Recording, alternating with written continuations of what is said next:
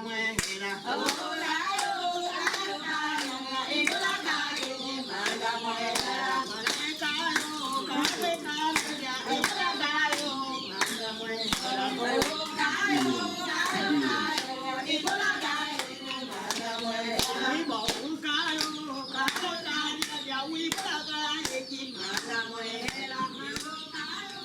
then there was a bylaw that they will not allow any gathering.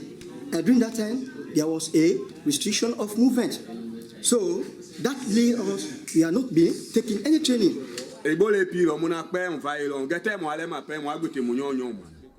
And our mandate is to ensure that 30,000 cocoa farmers get certified and linked to the external cocoa market.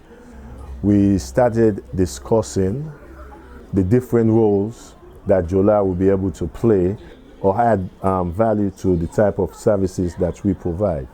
We do not necessarily have to travel all the way to Boidu or Luawa to conduct trainings, because since farmers are not stupid, they can go to their farm and then request the service of Jola to amend those type of challenges that they will see in their farms. It will be very good for us to come with some type of innovative ways that will be able to get to the farmer without you risking yourself of catching the Ebola virus. So the idea of digital farmer field school came into discussion.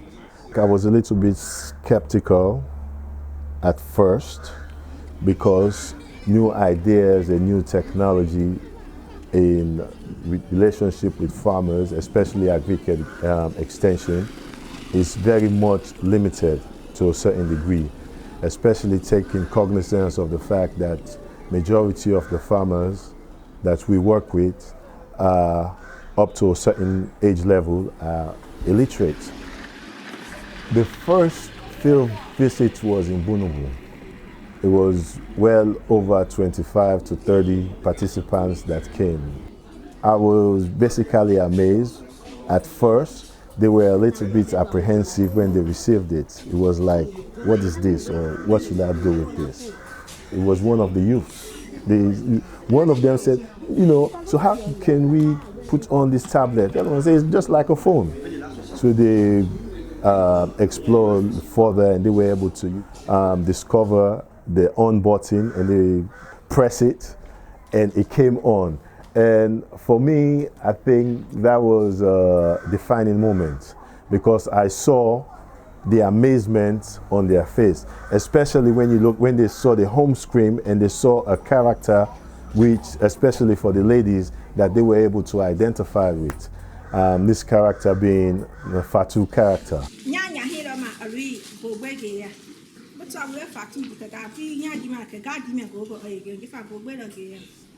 But when we went to the field, they were able to see that relationship could be formed between an external expert who can give them the necessary technical advice that they will need. So when they saw black pods, they took pictures of it. Then they went to an area, because getting access to network, especially when you're in a plantation, could be very much challenging. But these people know, because they are indigenous of the environment. So they are well aware of where they can go to be able to get signal, okay, to make a call. Some of the skepticism that were raised by them was the area of charging the mobile, and also affordability of such devices. And it was natural, for them to bring up these issues. Farmers are willing, capable, and will accept any innovation that is geared toward improving the quantity and the quality of the produce that they produce. They went to where they were able to get access to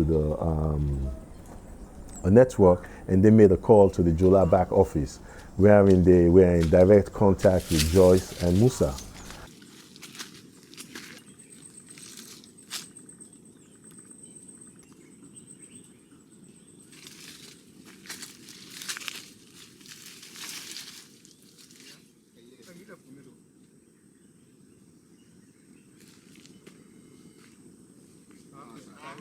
Hello? Mohamed? Navani kone? Hello? Those days in the back office made me realize that farmers do have a lot of questions to ask. I was not the one who was manning the back office.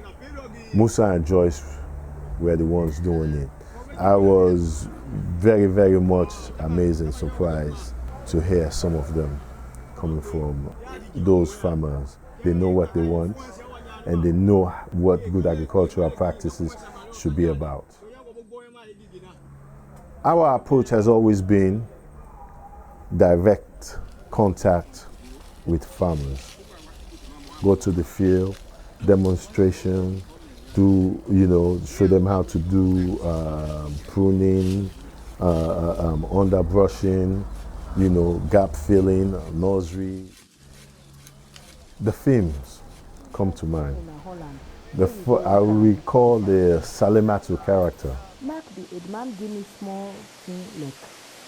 Salematu is a character. She visited a cocoa processing factory. The farmers, they were so amazed. They said, "Oh, this is our cocoa. It's being processed." So they started seeing all of these foreign materials coming out of the cocoa. So some of them made a comment and said, "From now on, when I'm going to send my cocoa, I'll make sure that, ensure that there are not too many foreign particles in the cocoa, especially also the area dealing with hygiene." Okay, they realized that this is edible products. Even if this unpleasant situation ever appear again in the country with regards to the Ebola, okay, and we don't envisage it to ever, for it to come back in the manner in which it came. Remote training could be conducted. Some of them made mention about possible benefits, I think, that we did not take into consideration, especially when you look at the urban-rural migration issues that is going on in the country. I think such type of innovation and development might encourage some of these youths who are leaving their plantations, for greener pastures, in the big cities and things of that nature, to maybe come back and assist, their aging fathers and mothers. I think is an innovation and is worth investing on, be it financial or technical.